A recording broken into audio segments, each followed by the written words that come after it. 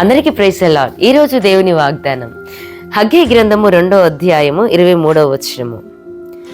కుమారుడవైన జెరుబాబేలు, నేను నిన్ను ఏర్పరచుకొని ఉన్నాను గనక ఆ దినమున నేను నిన్ను తీసుకొని ముద్ర ఉంగరముగా చేతును. ఇదే సైన్యములకు అధిపతియగు యెహోవా వాక్కు. ప్రియ దేవుని బిడ్డ, ఈ లేఖన భాగాన్ని చూసినట్లయితే జెరుబాబేలు తన సేవకునిగా దేవుడు ఏర్పరచుకున్నట్టుగా మనం చూస్తా ఉన్నాం. మరి ముద్ర ఉంగరముగా నిన్ను నా చేతిలో ఉంచుకున్నానని సెలవిస్తున్నాడు. ప్రియ దేవుని బిడ్డ, ఉంగరము అనగానే అది రాజు అధికారములకు గుర్తుగాను, మరి శాసనమును ఆజ్ఞలను మరి జారీ చేయు చిహ్నముగా మనము చూడగలుగుతున్నాం.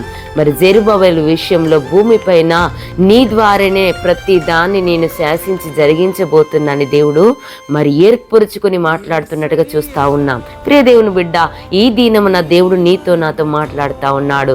నేను నిన్ను ఏర్పరుచుకొని ఉన్నాను, మరి ముద్ర ఉంగరముగా చేసుకొని ఉన్నాను, నీ ద్వారానే భూమి మీద అనేకమైన కార్యములు చేస్తానని మన తండ్రి మనతో మాట్లాడుతున్నాడు. కాబట్టి నువ్వు శాపగ్రస్తమైన జీవితంలో జీవిస్తున్నావా?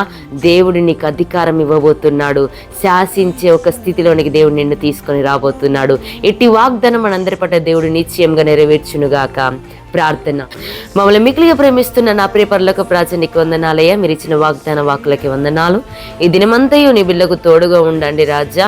ఈ దినం ఎంతమంది బిడ్డలైతే పుట్టిన దినంలో ప్రభా పెళ్లి రోజులు శుభకార్యాలు జరిగిస్తున్నారో వారందరి జీవితంలో మీరే తోడయుండి వారి భవిష్యత్తును ఆశీర్వాదకరంగా దీవెనకరంగా మలుచుమని నజరేయుడైన యేసుక్రీస్తు నామములో వేడుకుంటున్నాం తండ్రి. ఆమేన్. Praise the lord.